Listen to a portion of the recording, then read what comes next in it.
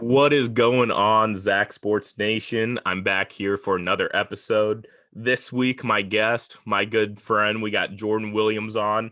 Yes, you've probably seen him before if you follow us on Twitter. He was there sitting right next to me during all that Cardinals Busch Stadium craziness when the Cardinals put up 14 points. And that's not even the craziest of it. That's probably not even the top five craziest thing that happened that night. And that's insane since the Cardinals put up a whopping 0 points today. So Jordan, welcome onto the show. How's it going? Not too bad, man. Not too bad. Just kind of grinding through school and trying to hit some bets too. That's For sure. You got to hit them so you don't have to work quite as hard that day. You know, I feel you. But pretty much on today's show, it's going to be a good one. We got some NFL draft talk. Be sure to tune in next week as well. That's when I'll be doing my mock draft episode. But this week, we're going to do a little smokescreen or nah. It's smokescreen season. So a lot of rumors going around. We're going to see our teams, like, are they actually going to go through with this? Do they mean what they say? Do they not? We're going to kind of hit on some of the top stuff there. Talk about some of our favorite day 3 sleepers, and then get into some betting action because we didn't talk a lot about it last week. And I mean, we pride ourselves on some betting, so we got to touch on that. And we got, I don't know if I want to say one of the best, but one of the most committed for sure. How my buddy's on here today. So it's going to be an exciting episode. Before we get into it, though, got follow us on social media. Check us out on YouTube, Zach Sports. Follow us on Twitter, Zach Sports HQ. We're up to over 200 followers now, which is pretty dope since we started like a little over a month ago. This is episode 5. So very exciting times. And Jordan, I'm excited to have you on, man. How's your day? I was going to say, I asked how you were, but how was your day? Let's get into that. I was solid. Hit the golf course up today, so played a little golf and head to NOLA this weekend. So hell yeah. No, I need to get on the golf course. I haven't yet. I'm not very good, but try and get more into it. I normally get to about the 8th hole and I can't keep scoring anymore based off the fact I don't want to, and I just have a few too many beverages that, was that 3 or 4? It was 10. Oh, okay. Fair. So that's my golf game summed up. But let's get into the NFL draft talk. A lot of rumors going on right now. Let's start with the first one. This is kind of a twofer. We got a lot of drama going on with Justin Fields. The 49ers came out and said they will not take Justin Fields at 3. Smokescreen or nah, Jordan? What are your thoughts? I thought it was a smokescreen going into today, but after this epilepsy news, Ian Rappaport reported that doctor said that he will grow out of it. I guess it's the thing that runs in his family, but I don't know. I mean, there's just something I don't know a whole lot about epilepsy, but I mean, it's got to make you concerned a little bit, doesn't it? I mean, now granted, do they take Mac Jones at 3? I am not a Mac Jones fan. I never have been. I think I could have thrown for 40 touchdowns with the weapons he had, but I don't know. I have to say it might not be anymore just because of the fact that, this epilepsy thing, it's going to make him slip. It has to, right? Yeah, I like not to, say the exact same thing that you said, but I agree 100%. I mean, like, I thought for sure smokescreen, like Justin Fields is the play at 3. Like it can't be Mac Jones.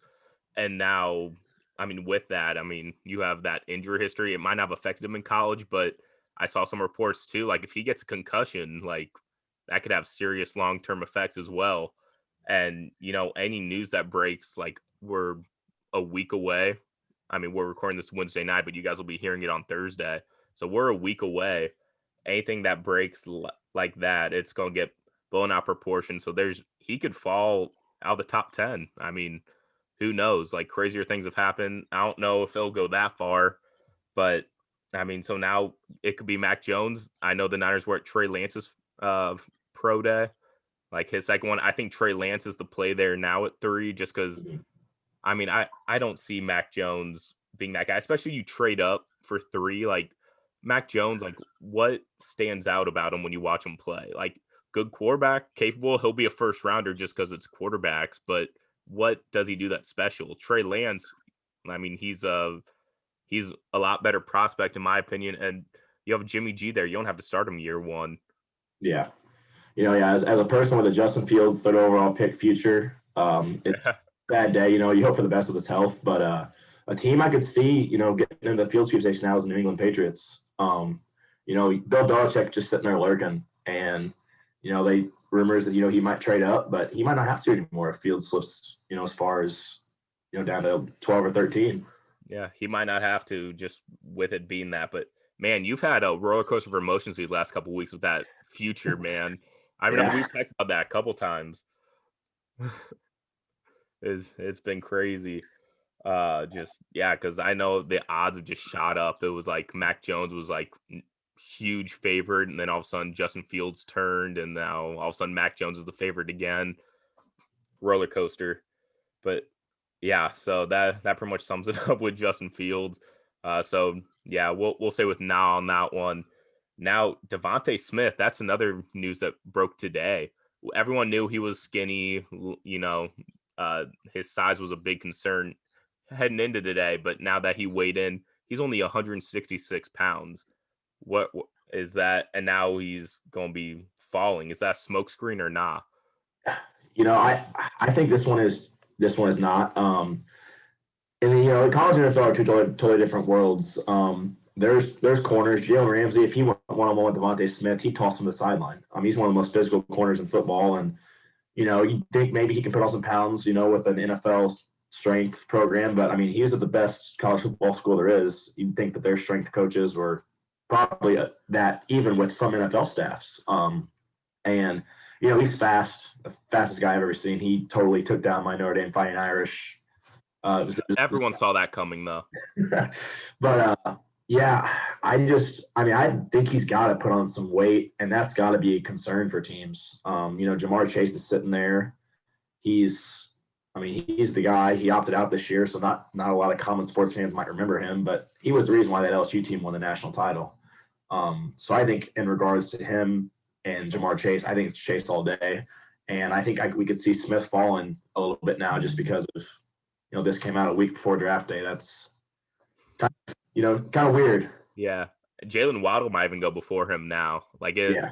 It's a possibility because I know everyone's kind of, is he going to be top 10? Is he not going to be top 10? I don't think he is anymore just because of this size. Everyone knew he was going to be smaller, but you were hoping, I was at least kind of hoping like maybe 175, like that's more doable. Maybe 180, like if he can just put on a little bit of weight, like just show like, okay, he can at least do some damage. But 166, he's 6 foot, so it's not like he's like one of those like Tavon Austin, like 5'8", like 175, 180-pound guys. That's like going into it, like he's 6 foot, so he's just skinny.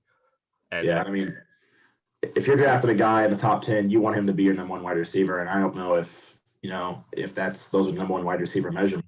Tyreek Hill is a kind of outlier, but that size, it's concerning. It's very concerning to me. And it's not like every now and then there's a team in the top 10 that they might have a stud wide receiver, so they just might want to compliment or something, like it'll be a fun play. But this year, the Lions, the Eagles, those are some of the guys that are looking for wide receivers. The Bengals, but they'd go Jamar Chase for sure if they go wide receiver. But just some of those top 10 teams, like they need like a stud bona fide number one if they go wide receiver. And at 166, like that is tiny. Like I don't remember the last time I was 166. Yeah, it's been a lot. I can't imagine him lining up against these NFL corners, being able to get around him. Those 5 yards contact, he can be laid on the ground 3-4 plays. And if they go to a team that wants to run the ball, he's not going to do anything on blocking. They're going to run right through him. Some of these corners now, like I remember a few years ago, corners were like 6 foot, and it was like, wow, he's a 6 foot corner. He's huge. Now a lot of them are 6 foot, 6'1". Like cornerbacks are getting taller and bigger, so it's not ideal for him. He'll still be a first rounder for sure, but I think he's definitely out the top 10 now. Moving on to the next one, we kind of got another little twofer with the Falcons. They came out saying that they're not going to take a quarterback, and they're possibly looking to trade back. We'll kind of twofer this one. Smoke screens or nah? I think this has got to be a smoke screen. I don't know how you can go in there with a new head coach. This is the time to take a quarterback. You have a new head coach. Matt Ryan is atrocious. You've got Calvin Ridley, who is in the middle of his prime. Julio, who is still a very viable wide receiver 1/2 now, in my opinion, kind of on the edge of his prime. But I mean, I just don't think Matt Ryan gets it done with this team. You're in a strong division. So I could see them. I think they're going to take a quarterback. I think it's going to be Trey Lance. And I think he'll sit a year behind Matt Ryan and then take over the reins. But if Matt Ryan plays like Matt Ryan usually does, then I could see Trey Lance being the quarterback week 4 or 5. Wow. I just don't see how you don't take a quarterback. And I mean, this is the deepest quarterback draft I think since, I mean, maybe the Josh Allen class or Patrick Mahomes class. Yeah. I see. I mean, next year the quarterback class, if you look ahead, it's not great. I mean, it's Sam Howell and that's it. Mm-hmm. And honestly, the Falcons, I don't think they'll have a top 5 pick next year either. No, I don't. They just have too much talent on their roster. New head coach Art Smith leaving Tennessee, breaking my heart, but I knew it would happen. Yeah, I agree as well. And they're rumored, like, they're all over Trey Lance's pro day as well, just like the Niners. When I do my mock, I probably won't put him there just because I'm gonna be bold and say Trey Lance to the Niners most likely. But yeah, if he's there, like, I think you got to take a quarterback. It's either quarterback or trade back. Like, I know I've seen Kyle Pitts, like, that's exciting, but I mean, there's bigger needs than another pass catcher. Yeah, I mean, they have Austin Hooper too. He's a very viable tight end. Kyle Pitts is one of the most insane human beings I've seen in a long time, but it's just, you got to look at, I mean, the most important position on the field is the quarterback. And, this is a time they can't cut Matt Ryan, obviously, but I mean, he's 36. He's pretty much done. He's got this year. I don't know what his contract is, but I know it's pretty much this year, and he's done. So yeah. Another rumor that I saw today: Dolphins are staying put. They've received offers. They're at the 6th spot. They've received a bunch of offers, but they're staying put at 6. Smokescreen or nah? I don't think so. All right, no, I do think this is a smoke screen. I think this is a spot for the Dolphins to trade back. I think especially with the news about Devontae today. I don't think Waddle is a number 6 overall pick. I think this is a spot where you might be able to get a team that's hungry for Kyle Pitts or even Penei Sewell to jump up. Or if one of the quarterbacks drops. Yeah. Mm-hmm.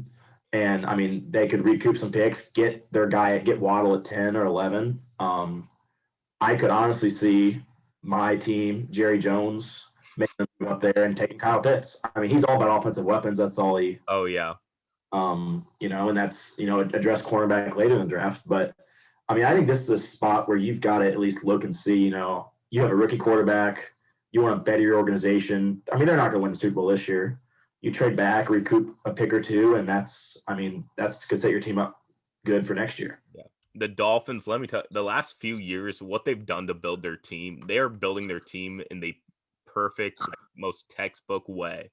Like, they have 1 million picks. They've competed the last 2 years when they weren't supposed to compete. Well, I'll say competed 2 years ago when they won like 5 games, which, they thought it was like everyone was coming in. This is the worst team in NFL history. And they come in with 5 wins. They have a great coach. They have an amazing defense. Their offense is getting there. They have their quarterback for the future. I'm not huge on Tua, but we'll see what the new offensive coordinator does. And they still have 1 million picks. So yeah, trade back, get your guy, and get a couple more picks. I think you definitely got to trade back. I hate agreeing with you on all of these, but damn, great minds think alike. Yeah, I mean, it's just before the Smith news today, I could have seen him taking Smith, had a connection with him for 2 years. But I mean, with Smith, teams a little hesitant now. You're going to get teams that are trying to jump up there and take a quarterback, or even, Saywall, or I mean, I don't know what's happened over the past month, but I remember back in January, February, it was Penei Sewell was the next great offensive lineman prospect. I know there were some issues with, kind of the conditioning aspect of it. He opted out, but I mean, he was the number 1 ranked tackle all 2 years he played in college. As a freshman, PFF had him as the number 1 offensive lineman in college. So, I mean, that's going to translate to NFL. He's a huge guy, and you could get a team that's, the old line's kind of the missing piece that they could trade up and snag him. Yeah. I think the Bengals have to take him at 5. I know they've kind of moved away from that, and they're probably going Jamar Chase, but you got to protect Burrow, man. Like, Yeah, you I have agree with that. I was gonna say you have decent weapons in Cincinnati.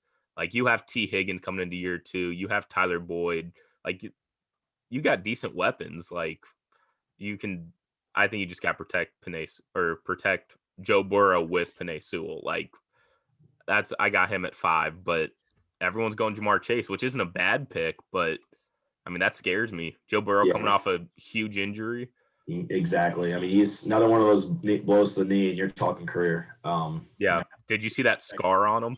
Yes, that was insane. I saw that today. I mean, that's the thing. You got to protect your quarterback, and I mean, look at the Bucks this year. They did a fantastic job protecting their quarterback, and it's Tom Brady. He needs protected, and was a humongous key to the Super Bowl was having a great offensive line. Yeah, you can't win without a good offensive line. Yeah. Like the Bengals showed promise. Like what Joe Burrow did in year 1 with the line that he had was ridiculous. Like you can't put him through that again. Like, yeah. All right, so let's go into this last one. This isn't necessarily a smokescreen. I just think it's kind of something interesting, and it's Kyle Trask. I kind of want to know where you think he's going to go. I've seen anywhere from late first round because quarterbacks can sneak in there to like a day 3, like a 4th round pick. Like he can go literally anywhere. Like where do you kind of think he'll land? I have honestly a hot take for this pick. Oh, I'm ready. The Buccaneers at 32. Woo! Brady's got 2 years left. You'd say probably. I think he's got 1 to 2 years left. Trask, I mean, he's been a roller coaster this year. There were some points at Florida where he looked like Joe Burrow or maybe even better. He was putting up better numbers than Burrow did through his first 5 games. He kind of hit a wall, and that kind of tamed the talk on him. And he was the Heisman favorite for a while. But I could see him if he's not one of the Bucks. I think he'll be a 3rd round guy. A team that's kind of taking a shot on a quarterback maybe that missed out on somebody in the first. I mean, I think he's good. I don't think he's ready to play this year. What's better than sitting behind Tom Brady for, a season or 2 and, then hand the reins over to him? I mean, that's kind of a hot take I have. I could definitely see him falling into 2. I don't think he goes to day 3. There's just no way. I think he's a 2nd or 3rd rounder for sure. Yeah, I think he's a 3rd rounder. I kind of like that take just because the Bucks, they're bringing everyone back. Like they've re-signed everyone. So like, what needs do they truly have? And sit behind Tom Brady, Bruce Arians. He's a great offensive mind. Like normally their quarterbacks struggle year 1, but I mean he'll have his time to sit for a couple years, kind of develop, learn, and then get his shot. So I kind of like that. I also think he's probably a 3rd round pick, probably late 3rd in my opinion. Someone will scoop him up just to, giving him a shot. But I just think it's crazy that his outcomes are that vast. But I mean, with all this quarterback news and some of these non-smoke screens, like anything can happen. That's why I love draft day. It's the best time of the year. Yeah, I mean, I would go on record and say I think Kyle Trask is better than Mac Jones.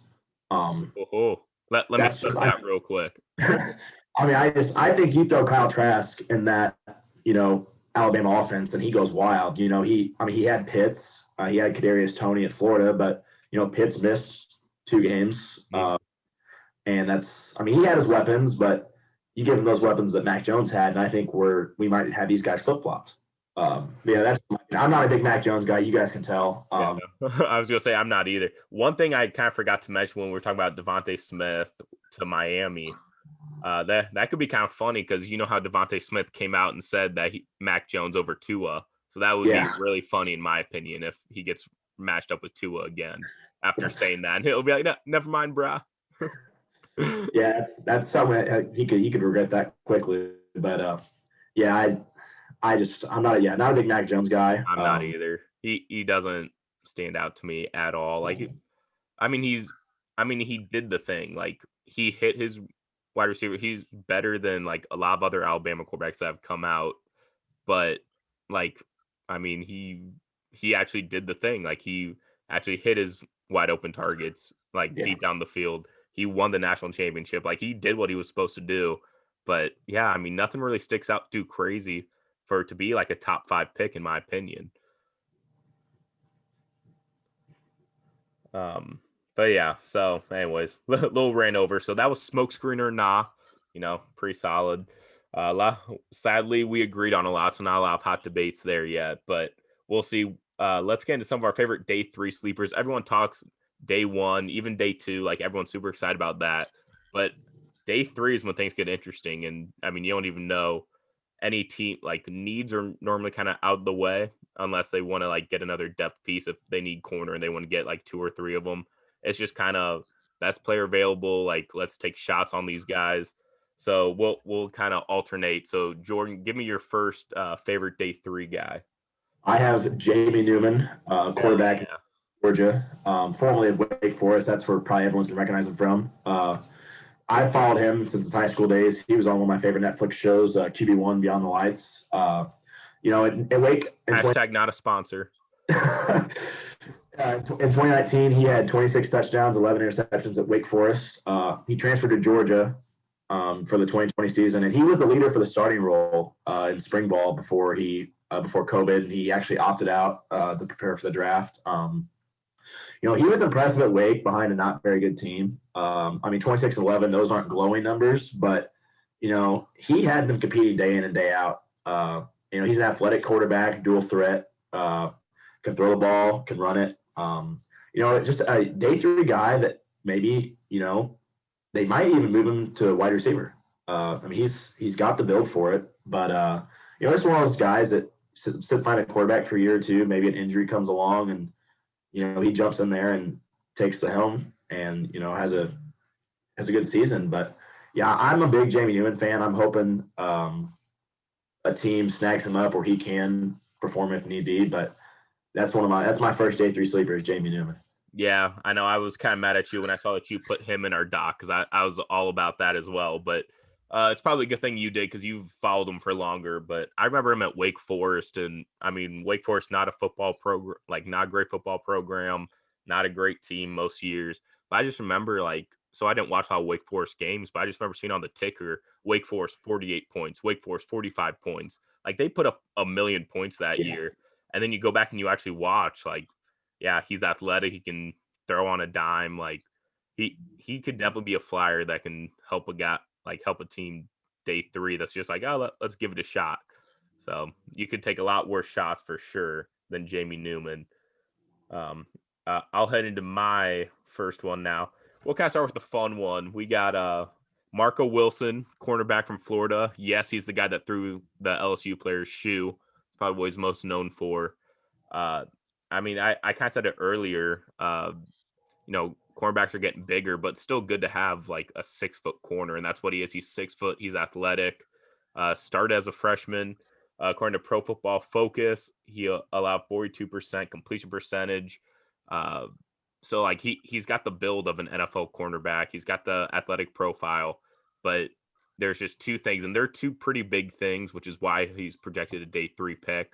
But he had 2 ACL injuries in his life, one in high school, one in college, and just making some mental mistakes. Throwing the shoe, a lot of laps in coverage.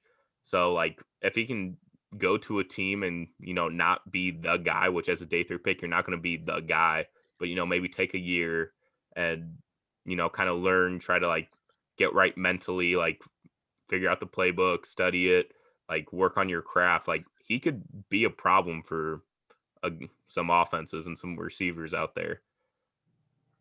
Yeah, I like that sleeper a lot. He was a beast at Florida. But that's one of the biggest mistakes of the football season that everyone remembers is the shoe thing, and that's going to be the first thing that teams are going to look at on film and ask him about. But, as a guy, gets an NFL program or, an NFL team and just, that's something you can fix. You can fix mental mistakes. Yeah.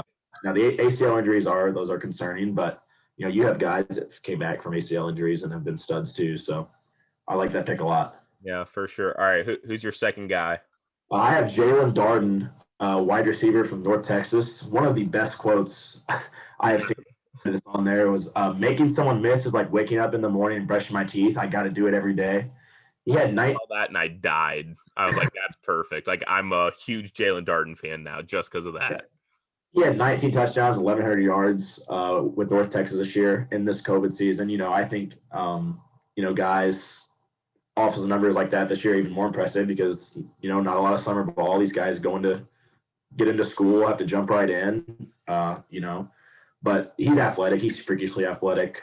He's one of those guys that you get on day 3 and he can be a wide receiver 3 on a team and just make plays. I mean, that's what you need in the NFL is playmakers, and he's a playmaker. That is for sure. For sure. His speed, his like athletic ability, just elusiveness, making people miss. It reminds me of when I was watching some of his highlight tapes. It just reminded me of some of the Tavon Austin highlight tapes, the Tariq Cohen highlight tapes.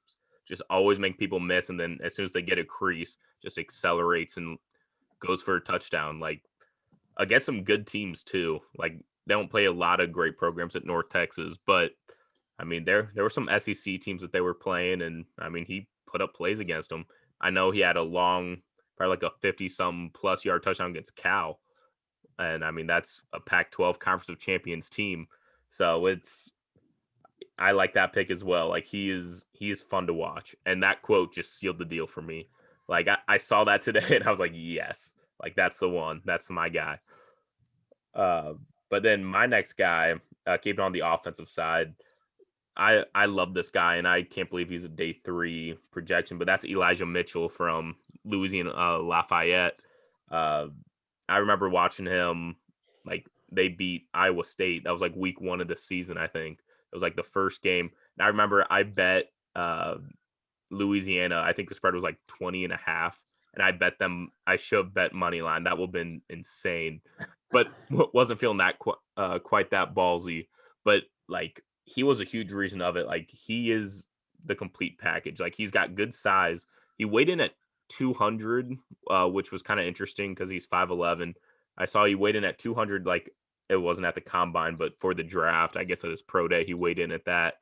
And he played the season at like 218, like 215, 220 in that range.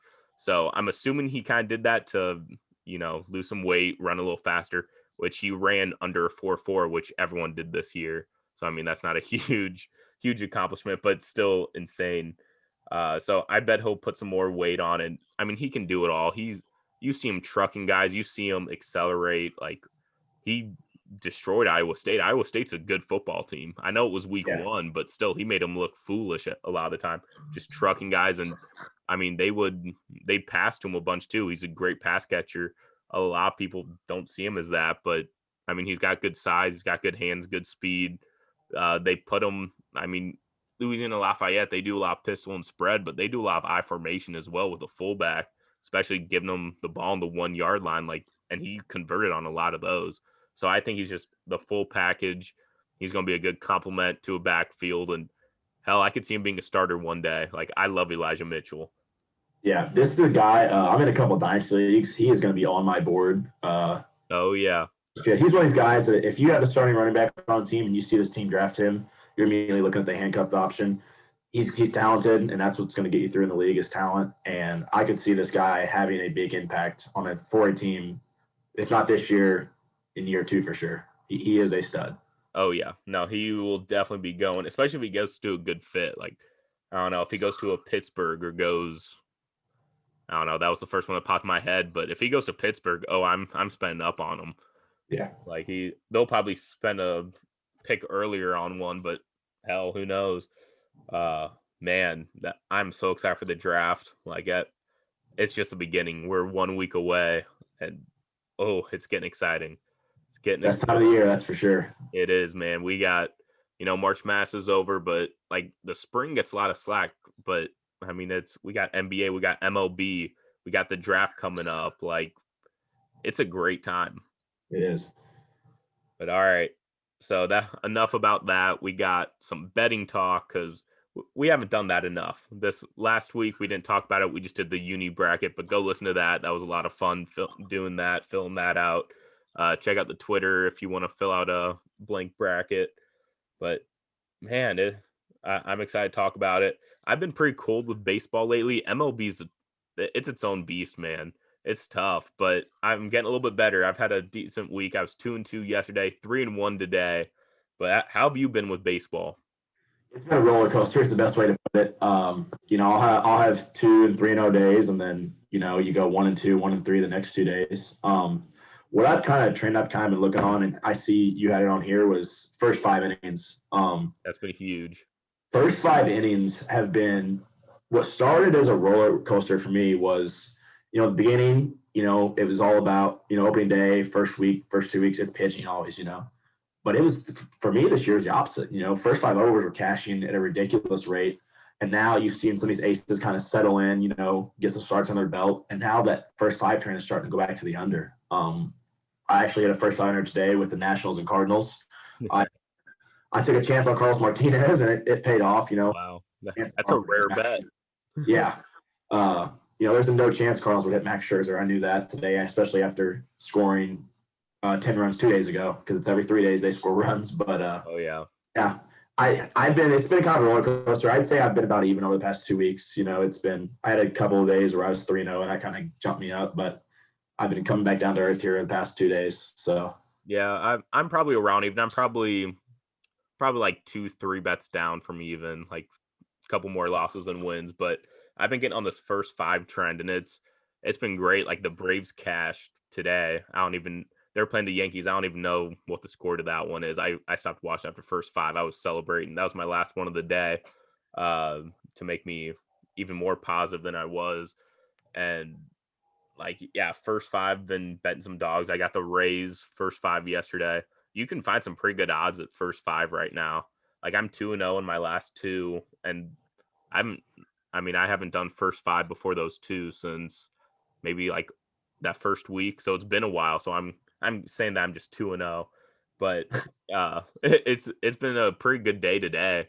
I went 3-1. I had the Marlins just to win. It was like minus 155, and they cruised. And then I had two unders. The one bit me. It was under 7.5, and it was the Twins A's game that was 13-12. That was just a crazy finish, by the way. Just it was winning on an air to keep the win streak up. Like they're up to 11 games. That's insane. So it started being that Moneyball era again. I think. Yeah, they're like halfway. They're getting there. Off to a terrible start like they were that year, and now they're getting it in, which is great because I have a future on them to win the division. So Oh, wow. I need that. And which I think can happen. But I mean, there was some surprises. The Mariners have been crazy surprising. The Angels, I mean, they have Mike Trout, but they're still surprising, like because they're kind of putting it all together. So that division is going to be interesting. And then you have the Rangers, but we won't talk about them. But yeah, then I also had the under in the Colorado Astros game because I knew the weather was going to be terrible. You have Gomber, who's been pitching lights out for them. So I was like, you got to go under. And the over-under was 10. So I was like, I got to go under. And the final score is 6-3. It barely hit. But I stopped watching after the second inning because all of a sudden it was second inning. It was 4-2. And I was pissed. It's like a blizzard. Like it's snowing out. And they're just hitting dingers. Like, what is this? I was pissed. Yeah, I saw a video on Twitter of that weather, and I'm like, how do you? I struggled with baseball when it was sunny and 75 outside whenever I was in high school. Now I can't imagine in a blizzard with these guys throwing 90, 95. But yeah. I saw it hit for you as a little bit of a nail biter, but hey, I'll take it. A win's a win, baby. So yeah, pretty good day, 3-1. We're getting back on the right track.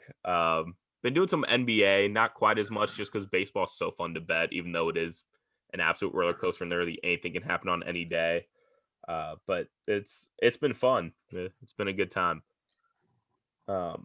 Speaking of that, let's get into it. We are going to create our own parlay. So it's kind of a lighter day tomorrow, but I kind of printed off a few of these. I only found lines for a few of the games, but I mean, we can create a nice little 3-leg parlay together and kind of ride it out. So I'll go first because I'm the host and I want to. I'm liking Angels to beat the Astros tomorrow. The opening odds are 105. So I just like Angels money line for my first leg. They got Cobb on the mound versus Christian Javier. and the Angels have just been hot. Like I like those odds plus 105 to win. Yeah, so for my leg here, I'm going to go to the ice. I'm Okay. Blues Avalanche over 5.5. Oh, I like that. Avs are coming off a COVID pause. They are going to be missing some key guys, but they're also missing Philip Grubauer, I believe. I believe he's still on the COVID list. I haven't heard if he's going to start tomorrow, but I wouldn't think he'd be back that quick. Branton's also out, but the Avs are a fire team. They are insanely fast. The Blues have an absolutely awful defense. Bennington hasn't been great, but I think the Avs come off the COVID pause. You know, they're going to be a little slow on defense. And I mean, I think the Blues pot 2, and you're looking at maybe 2-2 going to the third. That over is a good bet. I feel like that's kind of low for over under. Yeah. I mean, I don't mess with. They're like 6, 6.5, 7, like in that range. So I like that. Yeah, I don't mess with 5.5 unless it's 2 absolutely insane defensive teams, and I would never touch an under 5.5 if it was the Colorado Avalanche playing. They can score 6 by themselves on any given night. But the Blues are fighting for their life, so I could see them this turning into a shootout, maybe 4-3, hopefully Blues. But I think 5.5 is a half too low at least. I like that. I haven't looked at the hockey lines for tomorrow, but yeah, that's a smash. So I'm like, we got Angels, we got Blues, Avalanche over. We need one more. We can kind of discuss, kind of look through. I'm trying to think what we all want to get. I know some of the matchups. I don't have all the odds yet because it was kind of hard. We're recording this a little bit earlier, so not a lot of lines came out yet from what I was seeing. I was having a hard time looking at it. But man, Dodgers Padres are going to be a fun one. I think I kind of want to stay away from that though. I agree. It's going to be a fun one to watch. I'll be watching, but I don't know if I want to bet anything. That was an insane series last week, and every single one of those games was absolutely bonkers. And it was crazy. I was up till 2 a.m. watching it, and I did not care. Not a care in the world. I think those teams are going to be clearing the benches here before long too. They don't like each other, that's for sure. Oh, and I love that. I'm all that. I'm Team Padres for sure. I've never been a Dodgers guy, and I got Tatis in my dynasty league, so all Padres, baby. But yeah, staying away from that one for sure. Trying to think what we got here. You seen anything that kind of jumps out at you? I don't have a number on it yet, but I don't think Indians money line would be a bad bet at home against the Yankees. They got Aaron Seville on the mound. Yeah. Oh no, I like that a lot. That's what I'm worried about the line if it's like minus like 180. But with it being the Yankees, I don't think it'll be that bad. Yeah, that's been a powerful thing this year. Has been fading the Yankees. They're the Yankees, so everyone bets on them, and that gives value to the teams that they're playing. I've been doing pretty good with the Indians as well. They've won me some good money, both with overs, unders. Taking them can maybe even touch that first 5. Seville on the mound. They have Domingo German going. He's 0-2 with a 9 ERA. Yeah, the Yankees are just ugly, and I love it. All the memes are just fantastic. But yeah, I like that. I was looking at the Indians as well. Yeah, let's do it. Do you want to do first 5 or money line? Let's go money line. I think we'll get a little bit better value on that, especially with the starting pitching matchup. For sure. Well, once the official lines come out, we'll kind of text on the side, and then I'll put it out on Twitter, whichever we decide. Because I need a number on that, but for sure the Indians is a great play. That's why I didn't see the numbers and the odds, so that was slightly upsetting. But I mean, for sure that's the one to do. So all right, Angels, Indians, Blues, Avalanche over. Book it, baby. I like it. First, create our own parlay. Fantastic, man. It's been an episode. This one has flown by. A little bit shorter episode today. I like it. Getting right to the point, getting all the info out there. It's been fantastic. Jordan, anything else going on in the sports world that you want to touch on? Anything crazy in your life you want to let the people know? No, I mean the only thing. I don't know how much you've been following it, but that college basketball transfer portal. It's been a roller coaster. I can't keep up with it, man. Yeah, this was the first year. I think it's more because I'm betting, but got big into college basketball and just the talent that's moving around teams. I saw the lovely Dick Vitale tweet out last night that he thinks that there's some things going on. He thinks that teams are telling guys if you enter the portal, we'll offer you, which that he thinks that's wrong. I mean, I agree that is wrong, but it's become more of a business now. Guys are, especially with that 1 year eligibility rule the NCAA passed this year, or the 1 year transfer, you don't have to sit out. Some stacked teams next year for sure. There will be. Going to Gonzaga, that's huge. They're fair next year, especially if Drew Timme comes back. Yeah, that's huge. What's up with them getting guys from Minnesota? Like, I don't know. I mean, they're in Spokane. Like, yeah, what? I mean, it's Gonzaga too. That wouldn't be my first choice for college, but these guys that are going for a year and going to the draft. I mean, it might be the Bama of college basketball now. Definitely. Yeah, the transfer portal has been crazy. I know I'm trying my best to keep up with it. I know a lot of my Utah guys, we got a new coach, so they're all over the place. And it's been wild. I know Ian Martinez, he was one of my favorite players on Utah last year, and he's now with Maryland. And so Maryland's going to be a solid squad for the Big Ten again. I mean, there's so many SEC teams have gotten guys. Like, I know I'm missing out on a bunch just because it's been crazy, but I'm here for it. Like, I like it.